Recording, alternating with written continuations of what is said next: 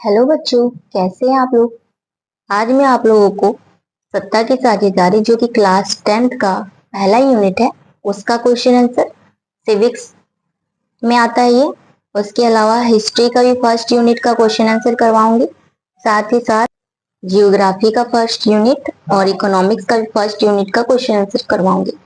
जैसे कि आप लोग यहाँ पे देख पा रहे होंगे, लिखा हुआ है सत्ता की साझेदारी। ये मैंने आप लोगों को स्कूल में पढ़ाया भी है। देखिए यहाँ पे पहला जो लिखा है बहुसंख्यक। बहुसंख्यक का क्या अर्थ होता है? जिसकी जनसंख्या बहुत ज्यादा अधिक होती है उसी को बहुसंख्यक कहते हैं। किसी देश की जनसंख्या में जो समुदाय सबसे अधिक रहते हैं उसको हम लोग क्या कहते हैं? बहुसंख्यक कहते हैं। अल्पसंख्यक, किसी देश की जनसंख्या में जिस समुदाय की संख्या कम रहती है उसे हम लोग क्या कहते हैं? अल्पसंख्यक। बहुसंख्यकवाद से आप क्या कहते हैं, समझते हैं? दूसरा जो क्वेश्चन है, बहुसंख्यकवाद से आप क्या समझते हैं? बहुसंख्यकवाद सिद्धांत के अनुसार बहुसंख्यक समुदाय अल्पसंख्यक समुदाय पर अपना प्रभाव बढ़ाना चाहता है एवं मनमानी ढंग से शासन चलाना चाहता है। जो बहुसंख्यकवाद में क्या होता है, जो बहुसंख्यक होते हैं वो अल्पसंख्यकों का शोषण करते हैं, वो अपना प्रभाव उन पे जानबूझ के अपनी शक्तियां थोपते हैं, उनसे मनमानी व्यवहार करते हैं, उसी को हम लोग बहुसंख्यकवाद कहते हैं। बेल्जियम कब स्वतंत्र हुआ था? 4 अक्टूबर 1830 ईस्वी में बेल्जियम स्वतंत्र हुआ था। 1970 से 1993 के बीच बेल्जियम में संविधान को कितनी बार संशोधन किया गया था? 4 बार। डच कौन सी भाषा बोलते थे? डच जो बोलने वाले लोग थे वो फ्रांसीसी भाषा बोलते थे।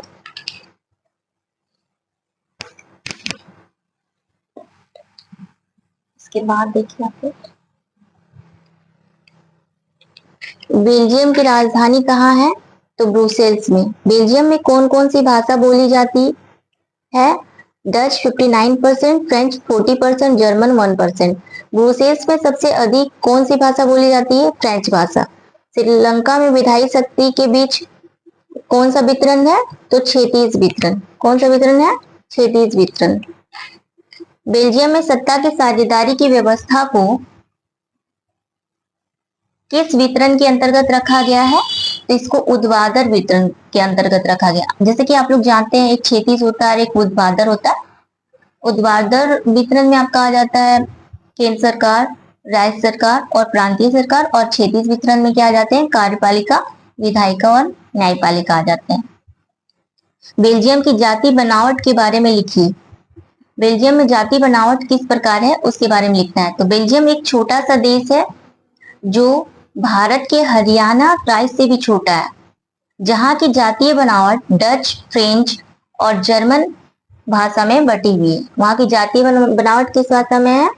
तो डच हो गया, फ्रेंच हो गया और जर्मन भाषा में बटी हुई है। जिसमें डचों की संख्या 59% है, फ्रेंच 40% है और जर्मन 1% है। बेल्जियम में सत्ता की साझेदारी की व्यवस्था को लिखिए। ये लॉन्ग में आता है आपको लिखने के लिए। तो बेल्जियम एक छोटा सा देश है, पहले आप लोग लिखेंगे, जहाँ की राजनीतिक व्यवस्था ठीक नहीं होने के कारण हमेशा टकराव होते रहता है वहां पे। पहले जब वहां की भाषाई आधार पर क्योंकि अलग थे, इसकी वजह से वहां टकराव होते रहते थे। अंत में बेल्जियम सरकार में सत्ता की साझेदारी की समझ आई और सरकार के बीच में सत्ता की साझेदारी की गई, जो राज्य सरकार, केंद्र सरकार, स्थानीय सरकार के नाम से जाना जाता है। ये आप लोग अपना नोट्स में ये इस तरह से लिख सकते हैं। उसके बाद का क्वेश्चन है, सत्ता की साझेदारी से आप क्या समझते हैं? जब किसी देश या राज्य में किसी एक व्यक्ति के हाथ में सत्ता का अधिकार ना हो कर अपने कार्यों की सुविधा के अनुसार विभिन्न संस्थाओं में या विभिन्न लोगों में बंटवारा करने की व्यवस्था को हम लोग क्या कहते हैं? सत्ता की साझेदारी। मतलब किसी एक व्यक्ति के हाथ में नहीं रहेगा पावर, वो अलग अलग करके सभी के हाथ में बांट दिया जाएगा। जैसे कि आप लोग की कक्षा में अगर बच्चों की संख्या, जैसे कि लड़कों की संख्या बहुत ज्यादा है और लड़कियों की संख्या कम है और सर सिर्फ टीचर लड़के को ही मॉनिटर बनाते हैं, तो इससे शक्ति का बंटवारा नहीं होता है। अगर दोनों पक्ष में से एक एक मॉनिटर बनाया जाता है तो फिर ये सत्ता की साझेदारी कहलाएगी। पावर का जो शेयरिंग होता है वो दोनों के बीच सेम होना चाहिए। श्रीलंका कब स्वतंत्र हुआ था? 1948 को, 1948 ईस्वी में श्रीलंका स्वतंत्र हो गया था। श्रीलंका की राजधानी कहाँ है? कोलंबो। श्रीलंका की राजधानी कहाँ पे? कोलंबो में। ये सब ऑब्जेक्टिव में आते हैं आपके क्वेश्चंस। उसके बाद है श्रीलंका में किसी बहुसंख्यकवाद के नाम से जाना जाता है। किसे के जाना जाता था? किसमें 74% सिंगली बोलने वाले लोगों को क्या कहते थे श्रीलंका में? बहुसंख्यकवाद। श्रीलंका में सिंगली कितने परसेंट लोग बोलते थे? तो 74%।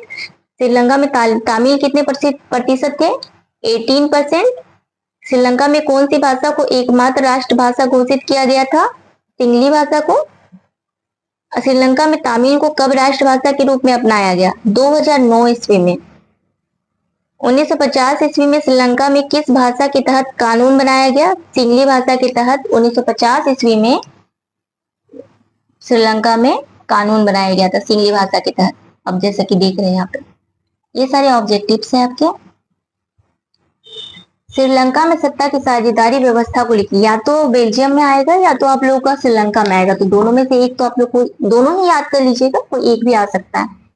श्रीलंका एक छोटा सा द्वीपीय देश है जहाँ की संख्या विभिन्न समुदाय में बटे होने के कारण वहां की राजनीतिक व्यवस्था अच्छी नहीं थी, जिसके कारण हमेशा टकराव की भावना बनी रहती थी। अंत में एक साझेदारी की बात आई और विधायी शक्ति का बंटवारा करते हुए सत्ता की साझेदारी की व्यवस्था की गई, जिसे क्षेत्रीय वितरण के नाम से जाना जाता है। वहां पे क्षेत्रीय वितरण किया गया था श्रीलंका में। क्षेत्रीय वितरण से आप क्या समझते हैं?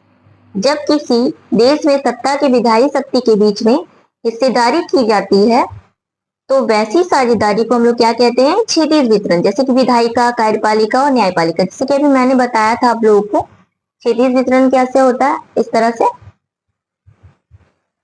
विधायिका, ये हो जाएगा विधायिका, यहाँ पे कार्यपालिका और इधर न्यायपालिका। तो आपका विधायिका का क्या काम होता है? कानून को बनाने का, और कार्यपालिका कानून को लागू करती है और न्यायपालिका न्याय देने का काम करती है। सत्ता की साझेदारी के ऊर्ध्वाधर वितरण से आप क्या समझते हैं? देखिए यहाँ पे मैंने बताया, जब किसी देश में सत्ता पक्ष के अपने आप को, सत्ता पक्ष की जो सरकार है खुद को या फिर अपने आप को सरकार के बीच में ही साझेदारी कर दी जाती है, तो वैसे साझेदारी को ऊर्ध्वाधर वितरण के नाम से जाना जाता है। जैसे कि केंद्र सरकार, राज्य सरकार और स्थानीय सरकार, इस तरह का जो व्यवस्था होता है उसको हम लोग क्या बोलते हैं? ये हो गया केंद्र, ये हो गया राज्य और ये क्या हो गया? स्थानीय। इसको हम लोग ऊर्ध्वाधर वितरण कहते हैं।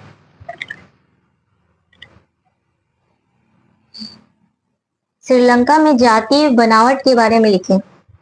श्रीलंका एक छोटा सा द्वीपीय देश है जहाँ की जातीय विभिन्न समुदायों में बटे हुए थे, जैसे कि सिंगली, तमिल और भारतीय तमिल थे, जिसमें सिंगली 74%, तमिल 18% और भारतीय मूल के 8% है।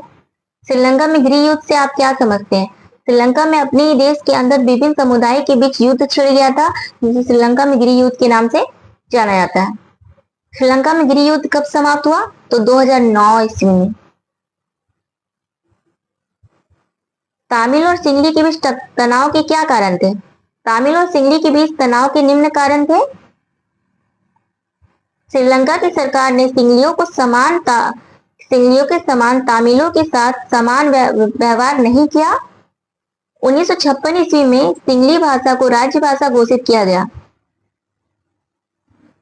जब 1956 में क्या हुआ था? सिंगली भाषा को राज्य भाषा घोषित कर दिया गया था। विश्वविद्यालय एवं सरकारी नौकरियों में सिंगली को प्राथमिकता दी गई। बौद्ध धर्म को संरक्षण सुरक्षा दिया गया, बौद्ध धर्म जो था उसे सुरक्षा भी दिया गया। श्रीलंका के संदर्भ में भारत में सत्ता की साझेदारी की व्यवस्था लिखी। इस क्वेश्चन को आप लोग कीजिएगा और फिर नहीं होगा तो फिर आप कमेंट कर सकते हैं। इसके बाद हम लोग अब हिस्ट्री का फर्स्ट यूनिट को देखेंगे। ये आपका सिविक्स हो गया। यूरोप में राष्ट्रवाद का उदय, ये आपका हिस्ट्री का है। राष्ट्रवाद, राष्ट्रवाद को हम लोग क्या बोलते हैं, साझा पहचान या फिर साझी विरासत भी कहा जाता है। राष्ट्रवाद मतलब देश के प्रति प्रेम और समर्पण की भावना को हम लोग क्या कहते हैं, राष्ट्रवाद। जब अपने ही देश के प्रति हमें समर्पण और प्रेम की भावना होती है तो उसे हम लोग राष्ट्रवाद के नाम से जानते हैं। राष्ट्रवाद किसे कहते हैं, किसी देश के सभी नागरिकों के बीच साझा पहचान और साझी विरासत की भावना को राष्ट्रवाद कहते हैं। राष्ट्रवाद का दूसरा नाम क्या है, देशभक्ति। राष्ट्रवाद का उदय क्यों हुआ था, यूरोप के अधिकतर देश छोटे छोटे क्षेत्रों में बटे हुए थे। यूरोप के जो अधिकतर देश थे वो कहाँ पे बटे हुए थे, छोटे छोटे क्षेत्रों में। प्रत्येक क्षेत्र में अलग अलग वंशों का शासन चलता था तथा अलग अलग भाषा बोली जाती थी। प्रत्येक क्षेत्र में स्वयं को दूसरे से बेहतर और श्रेष्ठ माना जाता था। ऐसी विचारधारा से देश का विकास नहीं हो पा रहा था। ऐसी भावनाओं को दूर करने के लिए राष्ट्रवाद को फैलाना जरूरी था। निरंकुश का अब क्या अर्थ होता है, राष्ट्रवाद में एक चीज है, एकता अगर रहेगी बनी हुई तो राष्ट्र देश प्रेम की भावना भी विकसित होगा। बहुत सारे अलग अलग जाति समुदाय के लोग हैं, अगर उनमें एकजुटता आएगी तो राष्ट्रवाद बहुत बेहतर बनता है। चलिए इसको हम लोग देखते हैं, निरंकुश का क्या अर्थ होता है। ऐसी शासन व्यवस्था जिसमें राजा पर किसी प्रकार का अंकुश ना हो और वो अपनी इच्छा अनुसार शासन चलाएगा।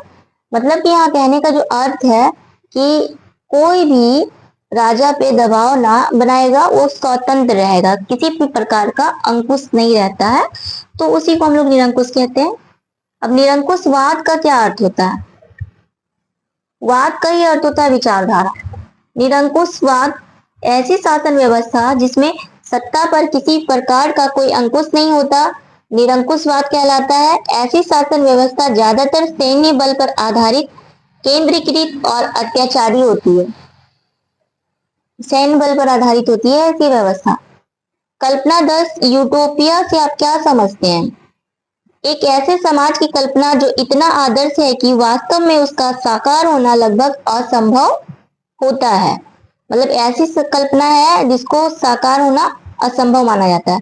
यूटोपिया की कल्पना किसने और कब की थी, यूटोपिया की जो संकल्पना है या कल्पना है वो फ्रेडरिक सरियू ने 1848 ईस्वी में की थी। फ्रेडरिक सरियू कौन था, फ्रांस का एक चित्रकार। फ्रांस में जो चित्र वगैरह बनाए जाते हैं तो फ्रेडरिक जो सरियू था वो फ्रांस का एक चित्रकार था। इसके बाद है फ्रांसीसी क्रांति और राष्ट्र का विचार। राष्ट्र का विचार कैसे आया, राष्ट्र का विचार 1789 ईस्वी में फ्रांसीसी क्रांति से आया। आप लोगों ने फ्रांसीसी क्रांति के बारे में तो पढ़ा ही होगा। कल्पना क्या होता है, किसी चीज के बारे में सोचने को ही हम लोग कल्पना कहते हैं। जब हम लोग मन ही मन किसी चीज के बारे में सोचते हैं तो उसको हम लोग क्या कहते हैं, कल्पना। सामूहिक पहचान क्या होती है, राष्ट्रवाद की जो भावना है उसी को सामूहिक पहचान बोलते हैं। फ्रेडरिक सरियू क्या कल्पना करता था, जो देश खंडों में बटा हुआ था उसे वह एक राष्ट्र बनाना चाहता था और वह निरंकुशवाद को खत्म करना चाहता था। फ्रेडरिक सरियू निरंकुशवाद को पूरी तरह से खत्म करना चाहता था। राष्ट्रवाद की शुरुआत कहाँ से होती है, शुरुआत फ्रांस के फ्रांसीसी क्रांति जो कि 1789 ईस्वी में हुई थी वहीं से होती है। क्रांतिकारी का अर्थ क्या होता है, विद्रोह करना। जब हम लोग विद्रोह करते हैं तो उसको हम लोग क्या बोलते हैं, क्रांतिकारी। फ्रांसीसी लोगों के बीच सामूहिक पहचान, राष्ट्रवाद का भाव पैदा करने के लिए फ्रांसीसी क्रांतियों ने क्या कदम उठाए, फ्रांसीसी लोगों के बीच सामूहिक पहचान का भाव पैदा करने के लिए फ्रांसीसी क्रांतिकारियों ने निम्नलिखित कदम उठाए। क्या क्या कदम उठाए थे तो वो देखते हैं। सबसे पहले है कि पितृभूमि और नागरिक विचारों को ज्यादा से ज्यादा फैलाया जाने लगा। पुराने राष्ट्र ध्वज के स्थान पर नया फ्रांसीसी झंडा चुना गया। स्टेटस जनरल का चुनाव सक्रिय नागरिकों के द्वारा किया जाने लगा और उसका नाम बदलकर नेशनल असेंबली रखा गया। नई किताबें लिखी गई, शपथ ली गई तथा शहीदों को याद कर उनका गुणगान किया जाने लगा।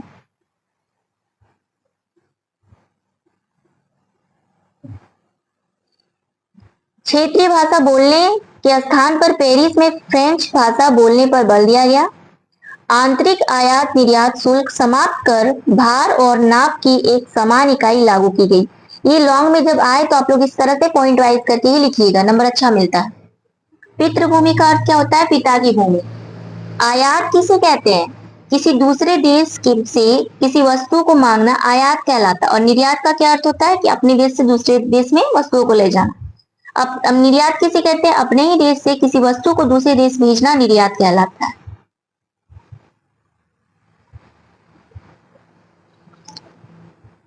Napoleon Bonaparte. नेपोलियन बोनापार्ट का जन्म 15 अगस्त 1769 ईस्वी में फ्रांस के अजासियों में हुआ था। वह फ्रांसीसी सेना में सेनापति था। उसके नेतृत्व में फ्रांस में अनेक विजय हासिल की थी। नेपोलियन बोनापार्ट 1804 ईस्वी में फ्रांस का सम्राट बना था। नेपोलियन बोनापार्ट को निरंकुश शासक भी बोला जाता है। अपने शासन वाले क्षेत्र में शासन व्यवस्था को ज्यादा कुशल बनाने के लिए नेपोलियन ने क्या क्या बदलाव किए थे? ये भी लॉन्ग में आता है। अपने शासन वाले क्षेत्रों में शासन व्यवस्था को ज्यादा कुशल बनाने के लिए नेपोलियन ने निम्नलिखित बदलाव किए। नेपोलियन बोनापार्ट ने फ्रांस में पुनः राजतंत्र लागू किया। फ्रांस में क्या लागू कर दिया था? राजतंत्र। 1804 ईस्वी में नागरिक संहिता लागू कर जन्म के आधार पर मिलने वाले विशेष अधिकारों को समाप्त किया। कानून के समक्ष बराबरी और संपत्ति के अधिकार को सुरक्षित किया। सामंती व्यवस्था को समाप्त किया तथा किसानों को भू दास्ता और जागीरदारी शुल्कों से मुक्ति दिलाई। भू व्यवस्था और जागीरदारी शुल्कों से मुक्ति दिलाने का भी काम किया था। पूरे देश के लिए एक मुद्रा, भार और नाप की एक समान इकाई लागू किया गया। आयात और संचार व्यवस्था को सुधारा गया। ये तो नेपोलियन बोनापार्ट ने बहुत अच्छे काम करके पहले दिखा दिए ताकि लोगों को विश्वास हो जाए। उसके बाद आपका आता है कुलीन वर्ग और मध्य वर्ग। कुलीन वर्ग के लोग जमीन के मालिक थे।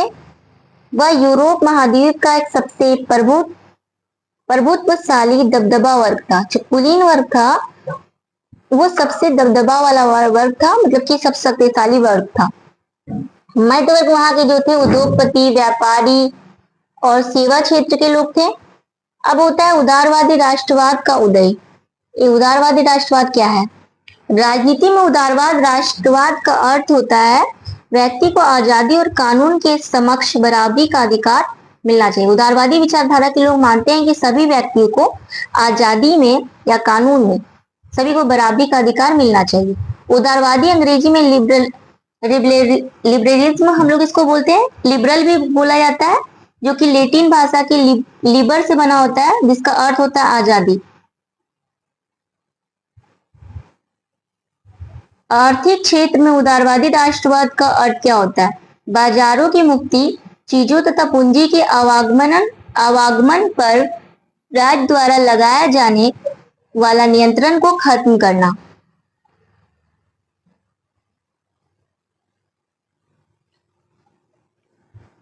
एली क्या है? कपड़ों को मापने का पैमाना या इकाई। 1834 ईस्वी में वर्षा की पहल शुल्क संघ जालवेराइन की गई थी।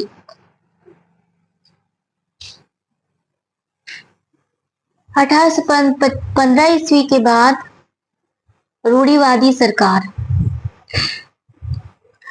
1815 ईस्वी के बाद यूरोप में रूढ़िवादी सरकार का बोलबाला था। रूढ़िवादी का क्या अर्थ होता है? ऐसी विचारधारा के व्यक्ति जो पुराने रीति रिवाज, संस्थाओं और मान्यताओं पर बल देते हैं, रूढ़िवादी विचारधारा कहलाती है। इस विचारधारा के लोग तेज परिवर्तन का समर्थन नहीं करते। जो पुराने रीति रिवाज के लोग हैं उन्हीं को रूढ़िवादी कहा जाता है। वियना सम्मेलन कब हुई थी? इसकी मेजबानी किसने की थी? वियना सम्मेलन 1813 1815